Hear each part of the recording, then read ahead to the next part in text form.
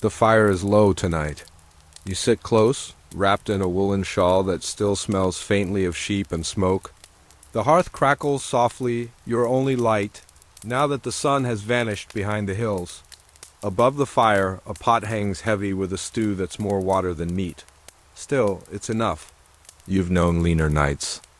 Outside, a winter wind stirs the bare branches of the orchard, brushing the shutters with fingers like bone, a wondering, a hoping, not spoken aloud, of course, you wouldn't dare, to find love not in duty or dowry, but in kindness or curiosity. Not even to your sister, who sleeps just beyond the tapestry curtain, her breath soft as snowfall. Inside it's quieter than usual. Even the chickens have stilled. You rise and stuff straw in the gap, hands rough from years of kneading dough and spinning thread. Your body has grown into a woman's shape now. You noticed it before the men did. But then they noticed too, the way they look at you sometimes. Not like they used to. Vespers, its slow, solemn toll rolls over the village like mist. Somewhere out there he might have heard it too. Better than being left behind. She wept on her wedding night, though. You saw the red rim around her eyes the next morning. If, in another world, he might brush your hand when no one's looking. A lifetime of lessons has warned you. Don't walk behind the hedgerow. Don't linger after dusk. Don't laugh too loud. Your body, your future, it all belongs to someone else. Your father, perhaps. Or God? This is a world where you rise before dawn and sleep when the sky turns black, where marriage is less about hearts and more about harvests, where your name might change, but your life might not. But she also hums sometimes when she stirs the pot. A tune you don't know. And once, years ago, you saw her smile at your father when she thought no one watched. The smell of ash clings to your skin, your eyes close slowly. Perhaps not like the songs the minstrel sang last Michaelmas of knights and ladies and secret roses, but something smaller, quieter, a hand steadying yours at the well, a shared laugh, a baby's first cry met by 2 tears, even when your world offered few chances to speak your heart aloud, or the man whose name might someday be decided for you in a quiet conversation over grain and goats, the boy from the market, the one with the crooked grin and dust on his boots.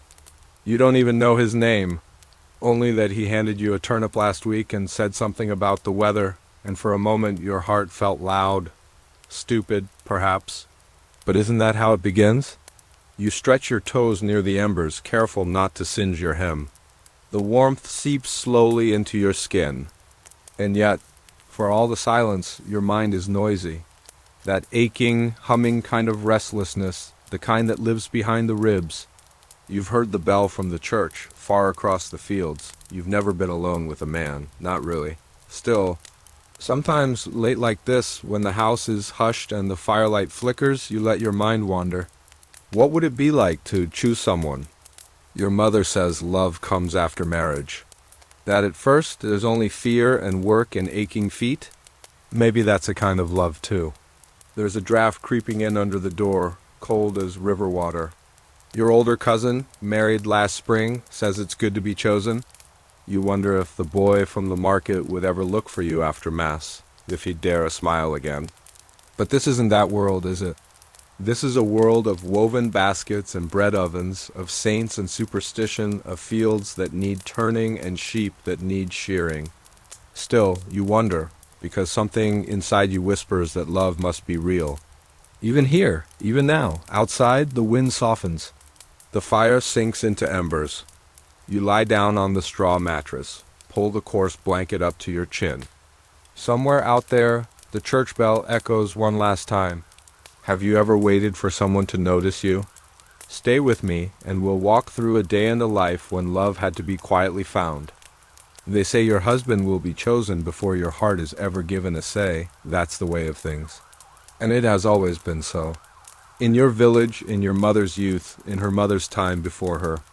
Of hands to work the fields, alliances to bind families, and dowries to seal the bargain. Your father leans forward, elbows on knees, voice low and cautious. Your mother folds her hands in her lap. Sometimes she nods. Sometimes she winces, just a little. It's not romantic. But then no one promised you romance. You've known since you were small that marriage isn't a matter of love. it's a matter of land. And once a girl is seen as marriageable, she's watched. Every word, every step measured. You can feel it, the invisible net tightening. When a match is discussed, it's done in hushed voices by the hearth, long after supper's cleared and the little ones are asleep. You pretend not to listen. But of course you do, about how your father asked to marry her not once, but 3 times. She turned him away twice, made him wait. Said she didn't want a man who treated her like a sack of grain to be bartered.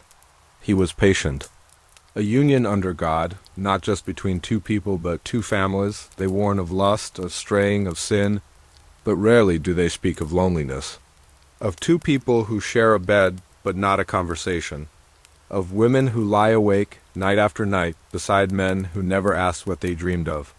And when he finally came with clean hands and honest eyes, she said yes. It means a roof. It means children who might live. It means not being a burden on your brother, so you prepare. You learn to sew, to bake, to kneel properly when a man enters the room. You collect small skills, small virtues, and wait to be noticed. Not out of love, perhaps, but out of hope, a stolen glance. A shared joke. A kindness with no expectation. These aren't always the things marriages are built on, but they're the things memories cling to. There's always talk of what the man owns, how many goats, how much grain, what his sister married for. He brings fish from the river, wrapped in damp cloth. His hands are calloused, his eyes shy. They speak through glances, through how long he lingers. If he asks, your father will consider it. I'd love to hear what stories this brings to your mind, maybe, and of what you bring, a spinning wheel, a few hens, perhaps a bit of silver passed down, or the embroidered cloth you spent months stitching hidden in your chest. Your body is part of the bargain, too.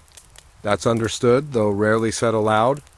There was a girl 3 villages over who ran off to be with a woodcutter, poor, rough, but kind. Her family searched for days. When they found her, they shaved her head and sent her to serve in a convent. Her name isn't spoken anymore. Your cousin Myra, for example. When her parents tried to match her with the miller's son Lazy, cruel she, pretended to be ill every day for a month. Even the poorest families trade futures like goods on a cart. Refuse food, refuse speech.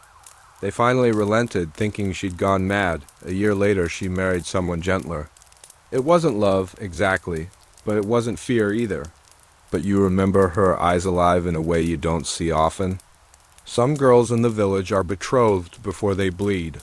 By 12 or 13, whispers start. She's nearly a woman now. Sometimes, though, someone pushes back. There are rules and punishments. Still, even within the rules, there are women who find quiet ways to resist. And your mother. Well, she tells you stories in private when she's in the mood to remember. Hope is a quiet sort of rebellion, too. The priests speak of marriage as sacred. Still, for many, marriage is the only way to survive. And in the midst of all this system, this structure, you sometimes catch a moment that feels like sunlight through cloud. There's a boy your sister likes, maybe, because it's not only about feelings, it's about timing, about dowry, about who owes whom what. And yet you wonder, even when others write the rules, could a woman still find ways to write her own story? What would you have done in her shoes? Would you have stayed silent? Or spoken once, clearly, and risked the consequences? If this time speaks to you, feel free to share your thoughts. It isn't easy to meet someone when the village is small and the rules are large. Most days are filled with work your hands steeped in soap root or your back bent low over soil. But every so often, the world opens up, just a little. The air smells different. Bells ring, songs rise from fields, and that's when it happens. The feast days, the market fairs, the dances at the edge of spring. On those rare days, you wear your best, a dress brushed clean and maybe, if you're brave, a ribbon in your hair. Your mother pretends not to notice, but you catch her smirking behind the flower bowl. She remembers. Everyone gathers, babies, elders, the boys who normally hide from chores. But today they wash their faces and tuck in their tunics. You line up beside your sister, murmuring prayers, pretending not to scan the rows of shoulders in front of you. Stalls open. There's music pipes and drums and a rhythm in the stomping of boots on dirt. Bread is passed, apples shine. Pigeons roast on spits.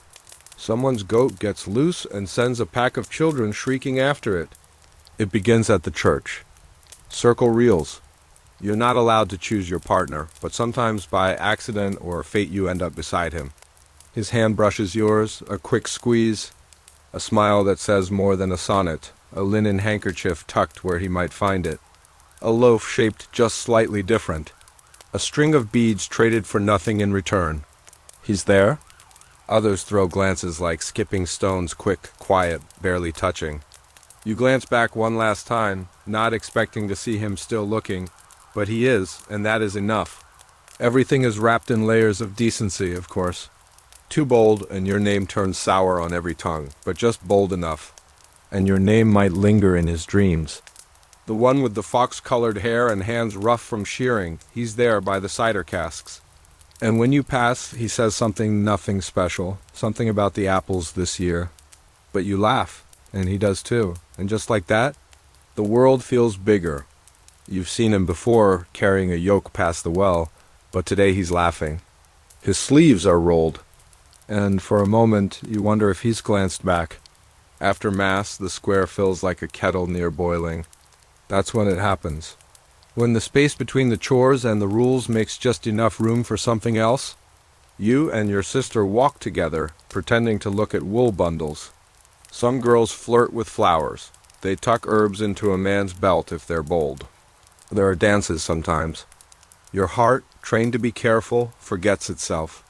You don't always need words. A gesture can mean more. On feast days, the world softens. And in that softness, you see what could be possible. But always, the sun begins to lower, the dancing slows. The bread runs out, mothers call their daughters back. Tomorrow, he'll be back to mending fences. You'll be back to turning butter.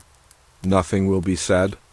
But maybe next market day, he'll buy 2 apples instead of 1. And maybe you'll drop your scarf. Maybe that's how it begins. Imagine brushing hands while passing apples at a fair. Would you glance back? If you're enjoying this journey, you might like to subscribe or follow for more quiet stories like this. Not every feeling could be spoken aloud. In truth, most couldn't be spoken at all, but still, love found its ways. You lived in a world where words were precious and silence was expected. But even silence had its meanings if you knew where to look. It crept into corners of everyday things, a folded scrap of parchment, a carved sliver of wood, a melody hummed under breath. Among the nobles, they sent letters. You wouldn't know how to write even if you had the tools. So you speak through other things. Not often in their own hands, no. A scribe would do the writing, inked in fine strokes, wrapped in ribbon or wax. A line of poetry, a promise, a plea, and sometimes a lie. Carried by messenger on horseback, those letters crossed rivers and forests, often with no guarantee of reply. Hidden in a pouch of dried lavender, given under the excuse of thanks or as repayment for a favor, but both of you know, still, they waited. A month, a season, a year, because that was what longing required. His voice low, carrying across the fields. A ballad half-remembered of a maid in spring or a night in disguise. You pretend not to listen. And his fingers catch yours for just a heartbeat longer than they should. You hum the tune while churning butter the next morning. But in your world, paper is rare and ink rarer still. A token, left where it might be found. Other times it begins with nothing but ends in a life shared, for better or worse. A ribbon dropped near the well. A woven bracelet placed beneath a cider jug. A comb, a thread of red yarn, a song no one else knows the words to. She told you so in a rare moment of softness. He made it himself, she whispered, though she didn't say who he was. And you never asked. If your fingers are clever, you might carve a charmwood shaped into a bird, a flower, or a heart. Sometimes he sings. It didn't need permission to bloom between two people, it just needed a quiet place to take root. Not to you, not directly, but near enough that you hear. Keepsakes from someone who left or someone they couldn't have. There's one under your own mattress now. A larkspur, you think, from the spring dance 2 years past. You don't speak of it. And sometimes, if you're lucky, there's music at the festival. That's a kind of song, too. You remember what the old women say. that a rush ring-woven from river grass means nothing in the eyes of the church, but it means something to those who wear it. A promise made in secret, sometimes kept, sometimes broken, but always remembered. You've known girls who pressed dried flowers into books, petals curling and brown with time. But when the wind carries music from the next village over, you find yourself thinking of that day. Sometimes courtship begins with a gift and ends with nothing. And sometimes it is the gifts themselves that last longer than the people who gave them. The brooch your mother wears bronze, tarnished at the edges, was once a love token. Some lovers are remembered not by names but by objects. In a world of arranged futures and careful choices, love found its freedom in small things. And so you kept your secrets in plain sight. A stitched edge in your apron that mirrors his initials. A candle left burning a little too long when you knew he'd pass by. A pause, a glance, a breath held. Have you ever saved a small gift from someone long after they've gone? Medieval lovers did too. Some loves are quiet, others must be hidden. You've seen it in the way she looks at him, Lady Isabel, the Reeve's daughter, and that stable hand who brings her mare. They never speak. Not where others can hear, a noblewoman and a common boy. The priest would call it sin, the father would call it shame. Yet still, sometimes in the dusk, you think you see him linger near the stables long after he should be gone. A girl who vanishes for an hour in the woods, a monk seen without his robe, a boy who climbs the orchard wall after midnight. Some say it's wicked, others just sigh. Everyone remembers being young. But she once dropped her glove, and he bent to pick it up. Their eyes met, and for a breath, just one, the whole world paused. Of course, nothing more would ever be allowed. It doesn't ask permission, it simply arrives. These are the loves that dare no daylight. The village pretends not to notice, but stories ripple like wind over wheat. And yet, the risks are real. A kiss behind the church could cost a girl her name. There's danger in every path, especially for the woman. Men might be scolded, women might be ruined. A pregnancy could cost her everything, a hand that held yours too long by the river, a voice that said your name like it meant something. You still feel it when you pass the place where he touched your shoulder. A lifetime can be built on a moment like that. Quiet, kind, hair always tied with a blue ribbon. After her husband died, she lived alone on the edge of the village. Years later, people noticed a man visiting after dark. That's harder to trace. On the eve of her wedding, she ran barefoot, at night, through frost and fear, to meet a boy with nothing but a wooden flute and an open heart. The thatch is ruined, the door swings wild in the wind. But the loft is still dry, you've climbed there once, just once. Sat beneath the rafters and watched the mice scurry below. You didn't meet anyone, but you imagined, what if, only in thoughts. A love held close, guarded, never acted on, but still real. Still tender. They say they made it to the coast. No one ever saw her again. A blacksmith from the next town. No one ever said they married, but the look in her eyes, it was peace. And the way she smiled after he left, that was love. Not loud, but lasting. Still, some do it anyway. Because in a world where your life is mapped before you can write your name, love real, trembling, burning, love is a kind of rebellion. There was a widow once, you remember. And then there are the stories passed in whispers of nuns who fell in love with traveling preachers, of knights who pledged themselves to ladies already wed. Still, sometimes it happens. You remember the tale of Anna, a girl from the next village whose father arranged a marriage she didn't want. Some call it foolishness, others call it freedom. Your own heart has its secrets. But what do you do when love is not allowed? You become clever. You meet in places no one looks, in the shadow of the millstone, beneath the cloistered arches, in the hour just before dawn when the world is hushed and safe. A piece of bread passed too carefully, a message carved beneath a bench. An old song hummed as a signal.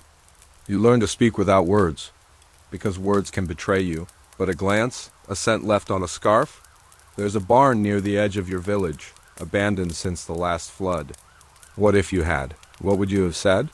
Some lovers never meet in the flesh, because not all forbidden loves end in tragedy. Some end quietly, with age and wisdom. Some are never found out at all, and some live on only in the stories told by old women who remember what it was to be young and foolish and brave. Would you have dared when punishment was exile? Or worse?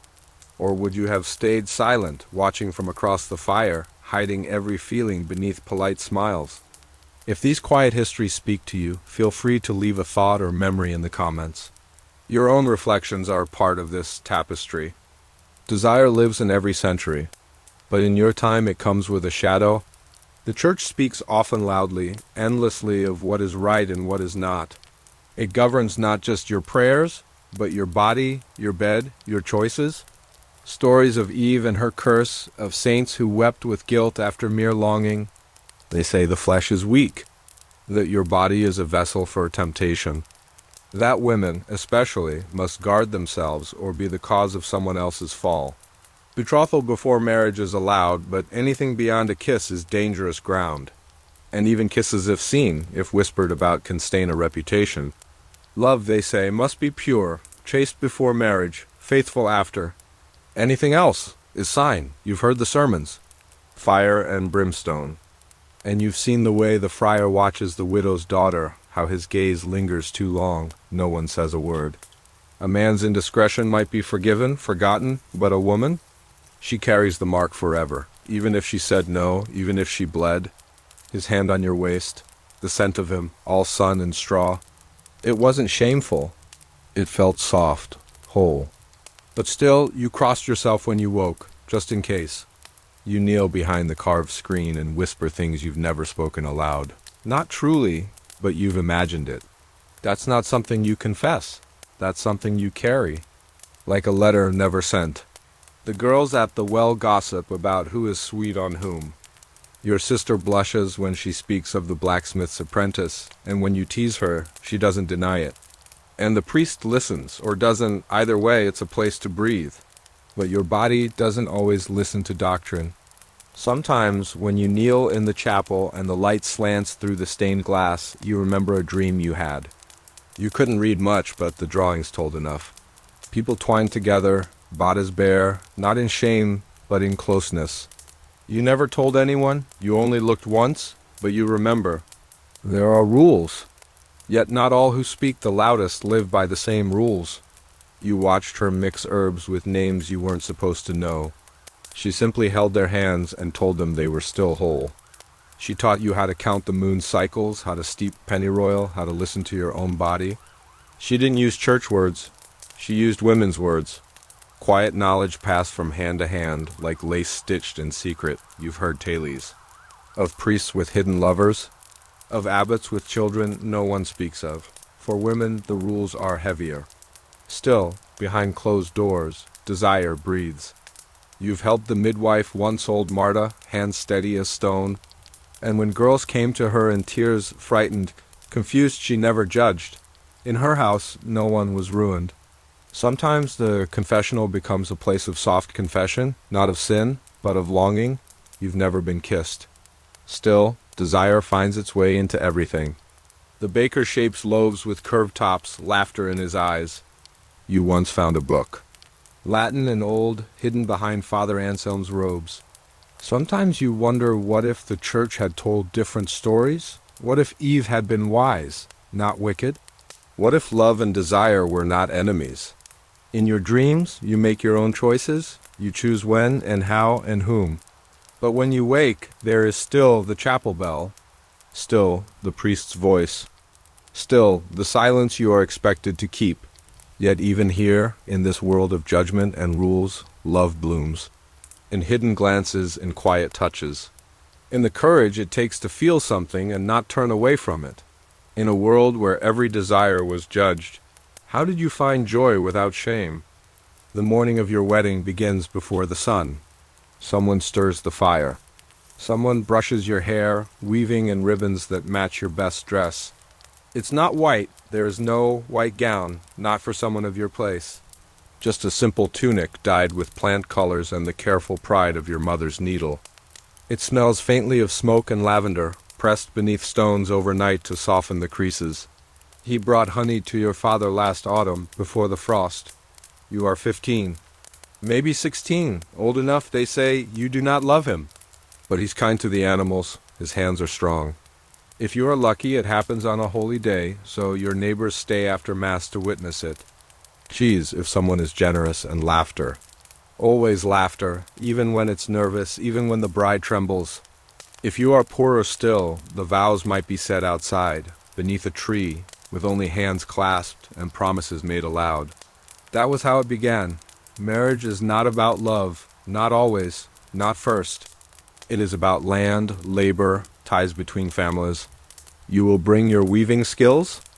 He brings a roof, a cow, and his place in the field. Only work. Still, there is room just a sliver for hope. Or maybe you reach for him, uncertain, half in fear, half in wonder. Over time, the fear lessens. Maybe the ceremony is small. In the village church, a priest reads the rites. There is no feast, but there might be bread. You say the words. You've held a cousin's hand through the night while her baby refused to come. But you also remember the midwife's soft voice, the way she placed the newborn on a mother's chest, still slick, still breathing. You remember the look that passed between them, tired and shining? His mother shows you where the water is drawn, how the fire is banked. She does not smile, not yet, but you watch her carefully. You learn, you step across the threshold. You speak in murmurs over baskets and water jars. In the way he wraps his cloak around you when the frost creeps in. In how he kneels beside you when the child fever comes. You begin to understand his silences. He begins to know your sighs. You share stories. Laugh, cry, pass tips for brewing ale or easing aches. No one else sees it, but here between women is where love often lives. If he is good to you, it becomes a rhythm. Shared bread, shared chores, small gifts in winter, hands brushing on the walk home. If he is harsh, you learn when to speak and when not to. You are now a wife. What follows is not a honeymoon. There is no journey, no rest. The next day, you are up with the dawn, your hands already busy kneading dough, tending hens, mending wool, and in the nights.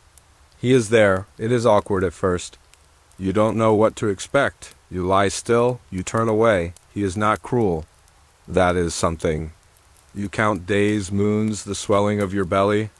Childbearing is part of it, always part of it. You know the risks. You've watched women die. Maybe you will know that look. Maybe not. Marriage is long. Some women find comfort. Others find silence, but even then, they find each other. Wives gather at wells behind ovens, by the sheep pens. There is affection, sometimes, in the way he saves you the ripest plum. Love grows slowly, or it doesn't. But either way, life goes on. The seasons turn. Children grow. The hearth stays warm. And one day, perhaps, your daughter will stand where you once stood, her hair being braided, her eyes wide with wonder and worry.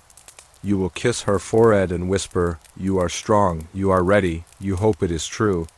Would you grow to love him? Would he learn your laughter? You never married. People ask why. Sometimes you shrug. Or you say it simply, he died, or never asked. Or you were too busy helping your mother with the goats. That's enough for most. Shared a crust of bread, maybe a laugh. Then his family moved on. Or he was called to war, or his name faded with time. But the truth is quieter than that? Maybe you watched your sisters wed, one by one, and felt no envy. Just a kind of peace. A quiet understanding that your days would be your own. Maybe there was someone. A boy with quick eyes and a crook smile. You spoke once, under the apple tree. Maybe there was no one. You tend the herbs. You become part of the village's quiet, dependable rhythm. You've known women who were more than sisters to you. And how to ease a fussy baby. You are seen, you are needed. Not because they're true, but because they might be. With them, you shared secrets and laughter, dried tears and mended linens late into the night. Not all love stories end in marriage. Of saints who fled marriage and lived in caves. Of old maids who knew the language of birds. Some begin and end in glances. Some stretch across decades in the shape of a friendship. At the spinning wheel, at the bakehouse, beside the fire, you are not alone. Widows sometimes come to live with you, or you with them. You trade stories. You mind the children. The young come to you for advice. Not just about love, but about planting and potions, there is a kind of dignity in your life. You've heard tales, the ones passed between women on dark nights, of witches who danced in the woods. You smile at those stories. Even the hens have tucked their heads beneath their wings. Or a woman who walked alone, head held high. Outside, the wind stirs gently through the thatch and the trees. Inside, you sit still, wrapped in wool and memory. Some never stopped. And that's enough. The ache of longing, the warmth of touch, the fragile, stubborn hope that someone might see you, truly see you. Someone says nothing, and yet everything with just a glance. You sit by your fire now, older, your hands steady even as your hair turns silver. May they carry you gently through villages and meadows, through letters and songs, through feasts and flickering candlelight. And you wonder, what if your life didn't include a husband at all? Could that still be a love story? You already know the answer? And now the fire has burned low, the village sleeps. You think of all the women you've been in this story. A girl waiting by the hearth, hoping someone might look your way. A daughter passed between families like a dowry chest. A dancer in the field, cheeks flushed from cider and laughter. A weaver of tokens, a whisperer of secrets. A keeper of silence, a wife, perhaps. You've been them all tonight. And in truth, they have all walked the real roads of history. They loved in corners and courtyards. They kissed behind barns or not at all. Some loved once and never again. And though centuries have passed and the world spins differently now, that hasn't changed. Even now, somewhere, someone waits by a window. Someone plats a ribbon. Someone dares to smile when they shouldn't. Love is quiet, and it is everywhere. Thank you for walking with me tonight through the soft shadows of the past. If your eyes are closing now, may your dreams be kind. Until next time, sleep well.